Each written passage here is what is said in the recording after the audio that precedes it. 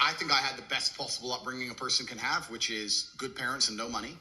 I didn't get famous or rich young, which I also thank the Lord for. I think a lot of these people who get famous online quite early, I think they miss out a lot of life. It's not real life. It's not real life. It's not real life. No, I had real jobs and I did real things and I was really broke and I was really on the bus and really trying to pay rent and doing real stuff for a long time. I love that you say that because I always say I'm not rich. I'm a poor man with a lot of money. I always used to say that. And I don't want to brag or anything, but just because I get asked this question a lot.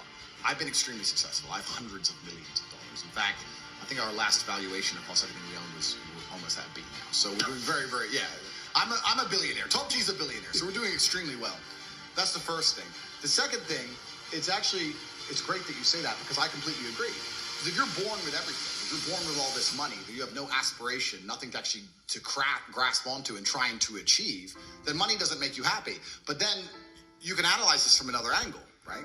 We were just talking earlier, we can always pivot back to who the matrix are, who's in charge. So let me ask you. Do you have somebody that Well, let me ask you a question. Okay, go ahead. If you're born into a dynasty, let's say a banking dynasty, and you're born a billionaire, and you have everything you've ever wanted ever, and money has absolutely no value at all, and a brand new Ferrari doesn't mean a thing. You could buy one every 10 minutes for the rest of your life, and money doesn't make you happy. What's the one thing that's going to make you happy? Controlling others. Controlling others. Power. Yeah. Ego. So then you sit there and start looking at things. Because games become real. Absolutely. Yeah. So now you're like, okay, well, money doesn't satisfy me. What makes me feel important? Especially if you're going to add in. Let's add in another angle to it. Let's imagine you falsely believe, because it is falsely, that you're somehow genetically better than others. You're from this lineage. You're better than the other people. And the other people, the serfs and peasants, are struggling for money. And you have unlimited money because you're so smart. And your family's always been so smart. You'll have haughty eyes. Yeah. So then you're going to sit there and go, well, why did they make people put on a mask when they walked in the restaurant and take the mask off to eat and then put it on to go to the toilet and then take it off to eat and then put it back on? Because I'll tell you why. Because it's funny. You think it's just because it's funny? Because it's an ego. Because it's ego.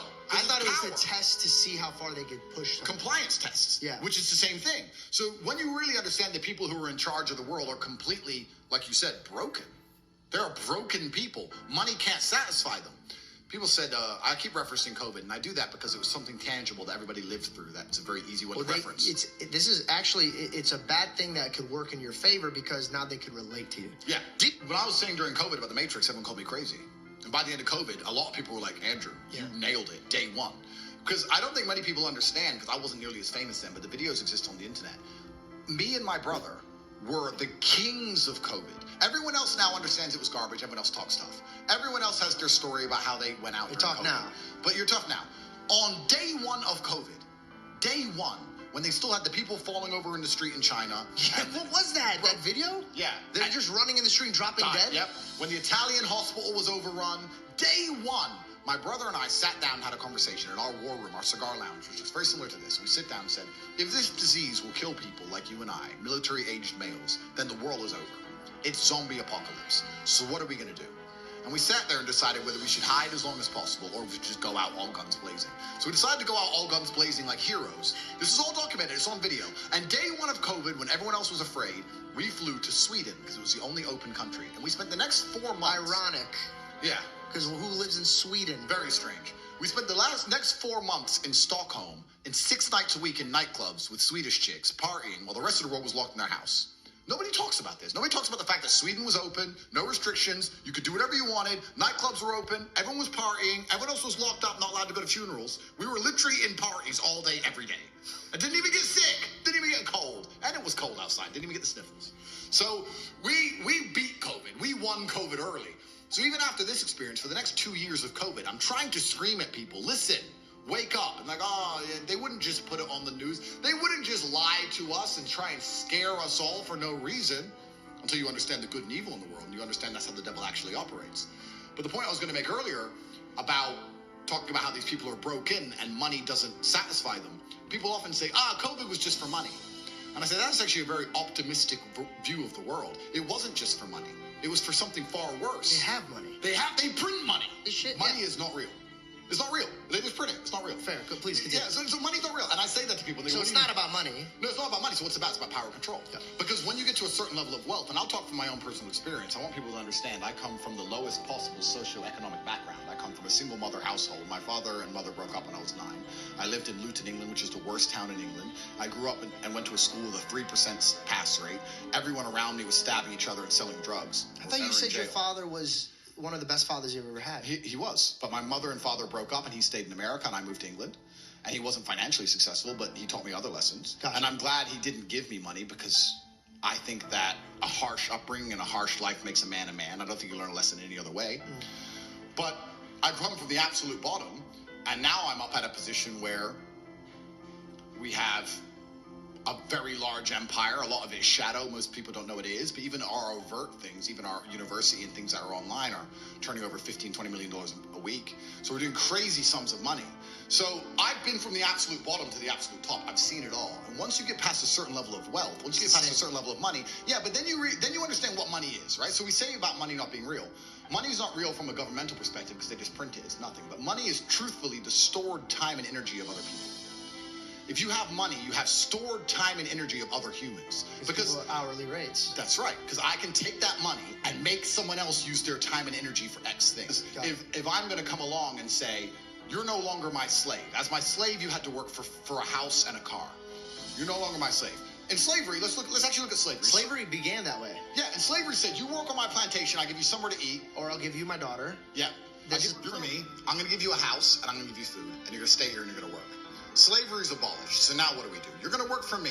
I'm going to give you that. I'm going to give you some money. And that money is enough to only buy you a house and some food. We've just put money in the middle. Now, if I can make you do whatever I want for money, and I can print as much money as I want, you're my slave. Because I can print it from the sky, and you need it to live.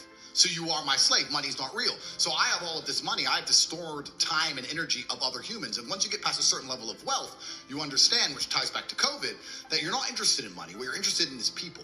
It's always been about having good people around you. You want a beautiful, doting, loving woman who's obsessed with you. You want good brothers who will stand by you and make you motivated. You want bodyguards who are going to protect you. You want people. And then you want to look at it further down the rabbit hole. You want to get more sinister. If you've been born into a lineage or a dynasty or the people who control the world, you want people, you want robot people. You don't want to be spoken to disrespectfully. In your empire, in your podcast empire, right? You now have a podcast. Would you allow a member of staff to come along and say, this is bullshit. I don't like how you do this. This is shit. You're shit. Or would you fire him? I don't know if I would fire them. I would first try to teach them how to behave. And if they didn't listen? They're out. Absolutely. So let's imagine you ran a country. And then let's imagine there's this guy called Top G who sits down there and becomes the most Googled man in the world for telling the world that COVID's a lie.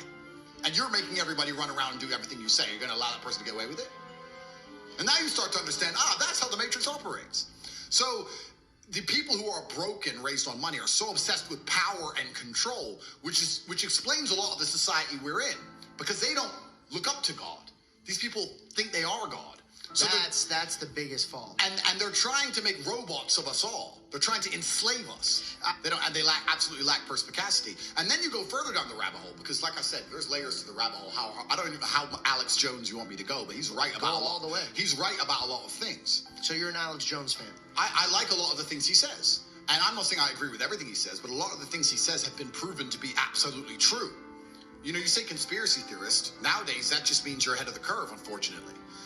And Alex was talking about, and a lot of other people talking about, and there's a lot of text which talks about the fact that the people who are in charge of the world, they believe that as AI improves, a huge percentage of the planet are going to become useless ears. They don't need you anymore. As it stands right now, most people are so uninteresting and so unremarkable that you could replace them online with a chat GPT bot and you wouldn't really notice. Genuinely, that's how boring most humans are. If you're special and remarkable and unique and you're famous or you do whatever, that's different. But most people you could replace with chat GPT by text, you wouldn't even notice. And that is a free application which is brand new. Imagine we're going to be in 20 years from now. So we start talking about useless eaters. This has been discussed by very important, very powerful people at length. The same people who are trying to give you the vaccine are talking about the fact that the population of the earth needs to decline. Why do we need, they say it, Bill Gates says it. Why do we need to get rid of people? Well, machines will do it. So why do we need people sitting around who have hopes, dreams, aspirations? They want health care, they want safety, security, children, all of this garbage. We just need somebody to do X job, and a machine can do X job. So what do we need these people for? Well, yeah, because have you ever asked ChatGPT to write a movie? Like that? Bro, it's better than anything you've seen in Hollywood in a long time. There's no woke bullshit. It's not about me. It's not about me trying to be the Superman, because I'm not that arrogant. It's just about me understanding what I know is going to happen. And feeling like if God has given me a platform which people listen to me, I should at least tell the truth of what's going to happen. Okay. When I'm sitting there and saying to men, look, life as a man is shit. It's always been shit.